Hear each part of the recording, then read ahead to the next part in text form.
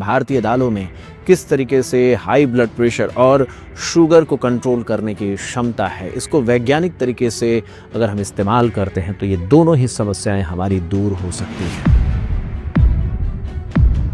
तो भारत एक ऐसी जगह जहां मैक्सिमम लोग शाकाहारी हैं, तो वहां मसल्स को हेल्दी रखना अपने आप में थोड़ी चुनौती बन जाती है।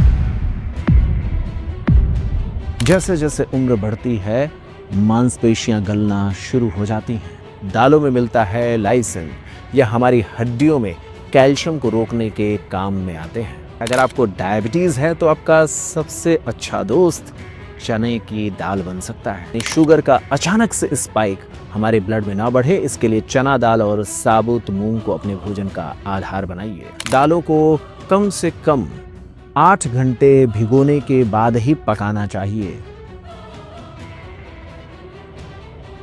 60 की उम्र के बाद मेटाबॉलिक रिपेयर, सीधे तौर पर कहें अपनी मांसपेशियों और हड्डियों को ताकत देने वाले दालों के क्लिनिकल सच पर आज हम बात करने वाले हैं। आपको भी याद होगा जब आप 25-30 साल के थे तो कुछ भी खाते थे वो पच जाता था, शरीर में एनर्जी में बदल जाता था। लेकिन आज जब आप 50-60 साल की उम्र की दहलीज पर हैं तो वही रोटी वही दाल आपके शरीर में थकान ला रहा है, बढ़ी हुई शुगर का कारण बन रहा है। हमारे पास अक्सर ऐसे पेशेंट्स आते हैं जिनके आंखों में एक डर होता है, कमजोरी का डर और मेडिसिन पर निर्भरता का डर। आज हम उसी डर को विज्ञान के नज़र से खत्म करेंगे। हम भारत में 2 बड़ी बीमारियों, डायबिटीज और हाइपरटेंशन यानी हाई ब्लड प्रेशर की समस्या को कैसे नियंत्रित किया जा सकता है, भारतीय दालों के स्रोत कैसे इन दोनों ही बीमारियों को कंट्रोल कर सकते हैं, इस पर हम चर्चा करेंगे। मैंने बार बार आपको बता रखा है कि जब कुछ भी हम खाते हैं तो वह ग्लूकोज में बदलता है, ग्लूकोज ब्लड में जाता है। उस ग्लूकोज को स्टोर करने के लिए हमारा लीवर और मसल्स काम करते हैं। हमारा मसल्स बढ़े हुए ग्लूकोज को ब्लड से लेता है, अपने पास स्टोर करता है। मस्कुलर एक्टिविटीज से ही हमारा पूरा शरीर चलता है। जैसे जैसे उम्र बढ़ती है, मांसपेशियां गलना शुरू हो जाती हैं। इसे सार्कोपेनिया की समस्या कहते हैं।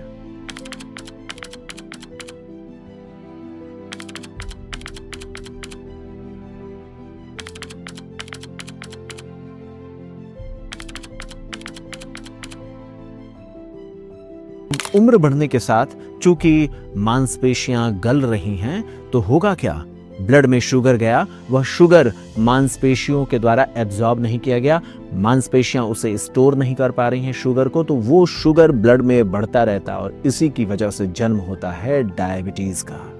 इसीलिए डायबिटीज के रिवर्सल में कहा जाता है आप अपने मसल्स के स्ट्रेंथ पर, मसल्स की हेल्थ पर ध्यान दें। तो भारत एक ऐसी जगह जहां मैक्सिमम लोग शाकाहारी हैं, तो वहां मसल्स को हेल्दी रखना अपने आप में थोड़ी चुनौती बन जाती है। यह बायोकेमिस्ट्री का फैक्ट कहता है कि जो हमारे दालें हैं वो इनकम्प्लीट प्रोटीन के सोर्सेस होते हैं।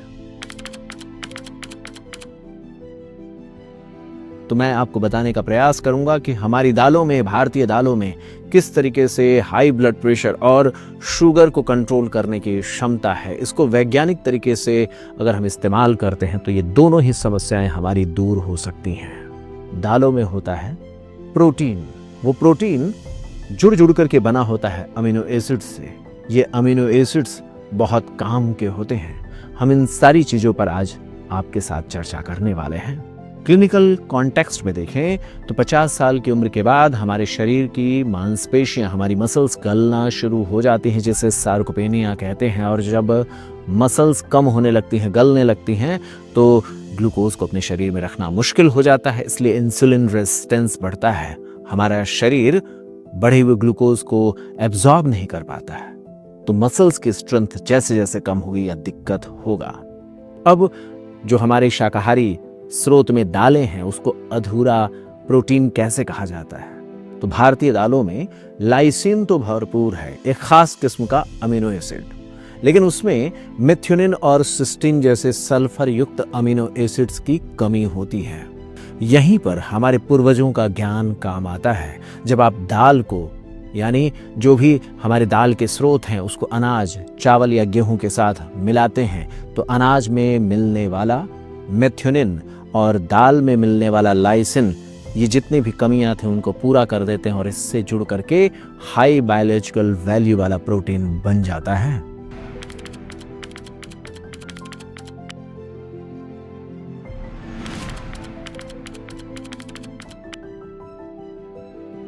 इसके अलावा हमें दालों के स्रोत से कुछ जरूरी अमीनो एसिड्स भी मिलते हैं। मैंने आपको बताया है दाल में होता है प्रोटीन, वो प्रोटीन छोटे छोटे अमीनो एसिड्स के जुड़ने से बनते हैं। दालों में मिलने वाला ब्रांच चेन अमीनो एसिड जैसे ल्यूसिन और वैलिन, ये हमारी गिरती हुई मांसपेशियों को, मसल्स को सहारा देते हैं। आर्जिनिन ये खास अमीनो एसिड्स है जो हमारे शरीर के भीतर नाइट्रिक ऑक्साइड बनाता है, जिसके कारण हमारी ब्लड वेसल्स चौड़ी रहती हैं, रिलैक्स्ड रहती हैं, जिसके कारण ब्लड का फ्लो बेहतर बना रहता है।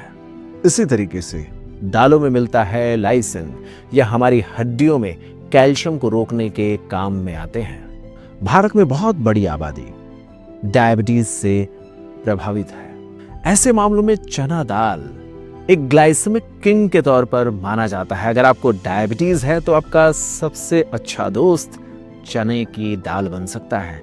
इसका ग्लाइसेमिक इंडेक्स केवल 8 से 11 के बीच में है, जो किसी भी दूसरे स्रोत से कम है। ऐसा होता क्यों है?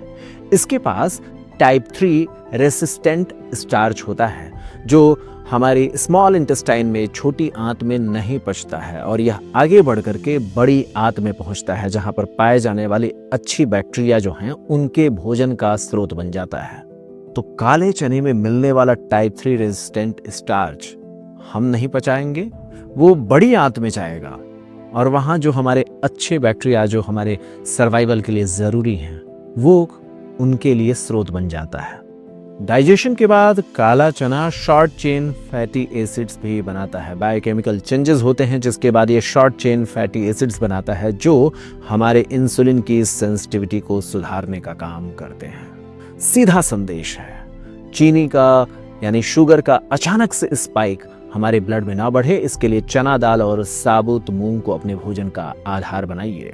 साबुत मूंग जो कि आप अंकुरित करके भी खा सकते हैं, जो काला चना है उसकी दाल आप खाने के लिए इस्तेमाल कीजिए।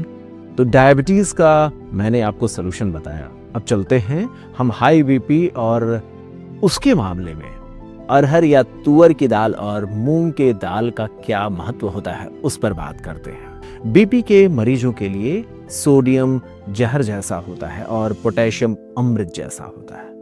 अरहर की दाल, जिसे भारत के कई शहरों में तुअर की दाल कहते हैं, उसमें पोटेशियम की मात्रा इतनी अधिक होती है कि वह प्राकृतिक रूप से ब्लड प्रेशर को संतुलित कर सकता है। हम अपने ब्लड प्रेशर को कंट्रोल करने के लिए एक खास किस्म के ACE इनहिबिटर मेडिकेशंस खाते हैं, जिसमें रेमिप्रिल, एनालाप्रिल जैसे मेडिकेशंस होते हैं। हैरानी की बात यह है कि मूंग और अरहर, जिसे तुअर भी कहते हैं, उसमें ऐसे पेप्टाइड्स पाए जाते हैं, कुछ खास कंपोनेंट्स पेप्टाइड्स के पाए जाते हैं जो हमारे शरीर में वही काम करते हैं जो ब्लड प्रेशर को कंट्रोल करने में एनालाप्रिल, रेमिप्रिल जैसी मेडिकेशंस काम करती हैं। यह हमारे ब्लड वेसल्स को रिलैक्स रखते हैं। इतना ही नहीं, ये दालें मैग्नीशियम से भरपूर हैं, जो दिल की धड़कन और ब्लड वेसल्स के तनाव, उसके प्रेशर को कम करने का काम करते हैं। अच्छी बातें हो गई, लेकिन इसके साथ ही साथ आपको पता होना चाहिए कि ये जो शाकाहारी स्रोतों से मिलने वाले दालें हैं वो इनकम्प्लीट होते हैं। किसी में कोई अमीनो एसिड्स ज्यादा होता है तो वो किसी में कोई दूसरा अमीनो एसिड्स, किसी में किसी खास अमीनो एसिड्स की कमी होती है तो दूसरे में किसी खास अमीनो एसिड्स की। इसलिए मिक्स्ड दाल ही अमृत होता है। हम हमेशा मिक्स्ड दाल की सलाह देते हैं क्योंकि अलग अलग दालों को मिलाने से PDCAAS स्कोर, जो प्रोटीन की गुणवत्ता, उसकी क्वालिटी को मापने का तरीका है, वह PDCAAS स्कोर बढ़ जाता है। आपको एक ही कटोरी में सारे अमीनो एसिड्स मिल जाते हैं। मैं कुछ खास आपको सलाह देना चाहूंगा। 50 साल की उम्र हो गई है तो दालों को थोड़ा सही तरीके से पकाइए। दालों को कम से कम 8 घंटे भिगोने के बाद ही पकाना चाहिए। यानी दोपहर में अगर आप दाल खाना चाह रहे हैं तो मॉर्निंग में ही उसे भिगो लीजिए। इससे एंटी न्यूट्रिएंट्स, फाइटेट्स निकल जाते हैं और दालों को डाइजेस्ट करने में आसानी हो जाती है।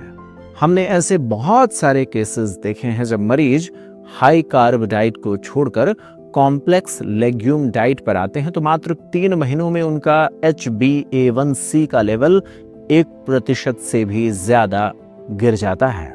तो आज का कंक्लूजन क्या है? आपकी थाली ही आपकी दवाई है। सटीक गाइडलाइंस को फॉलो कीजिए। वैसे तो मिक्स्ड दाल ही लीजिए, लेकिन डायबिटीज है तो चना दाल और साबुत मूंग की मात्रा ज्यादा रहे। यह शुगर को कंट्रोल करने का सबसे सस्ता और प्रभावी तरीका है। हाई बीपी अगर आपको है तो आपके दालों में अरहर और मूंग की मात्रा ज्यादा होनी चाहिए। यह आपके नसों को, ब्लड वेसल्स को लचीला बनाती हैं। मांसपेशियों की मजबूती के लिए मिक्स्ड दाल को दलिया या चावल के साथ खाइए ताकि प्रोटीन की सारे आवश्यकताएं पूरी हो सकें। डाइजेशन के लिए रात के समय हमेशा पीली मूंग दाल का ही चुनाव करें। यह शरीर पर कोई बोझ नहीं डालती। तो इस तरीके से हमने दालों के द्वारा ब्लड प्रेशर, शुगर, मसल्स की ताकत, इन सभी पर विस्तार से चर्चा कर लिया है। मित्रों, 50 साल की उम्र कोई जीवन की अंत की ओर जाना नहीं बल्कि एक नई शुरुआत के बारे में सोचने का समय है। आपकी थाली में बदलाव करना चाहिए। आप देखेंगे वही शरीर जो कल तक बोझ लग रहा था आज वह फिर से चहकने लगेगा।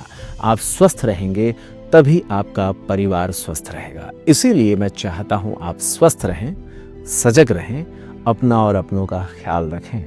आप कमेंट बॉक्स में मुझे बताइएगा आपको डायबिटीज़ या हाई ब्लड प्रेशर में से कौन सी समस्या है और आप इस वीडियो की जानकारी के द्वारा किस तरीके से दालों के उपयोग को अपने जीवन में शामिल करना चाहेंगे।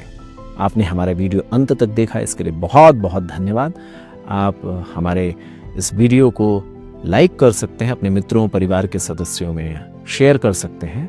आप हमारी मुहिम को सपोर्ट करना चाहें तो हमारे चैनल को ज्वाइन कर सकते हैं और मुफ्त में ही लाइक के बटन में एक हाइप बटन होता है, लाइक के बगल में ही आप उसको दबाएंगे तो एक वोट आप हमें देते हैं, जिससे YouTube को पता चलता है कि इस वीडियो को ज़्यादा से ज़्यादा लोगों तक पहुँचाने के लिए आप अपील कर रहे हैं। बहुत बहुत धन्यवाद। नमस्कार।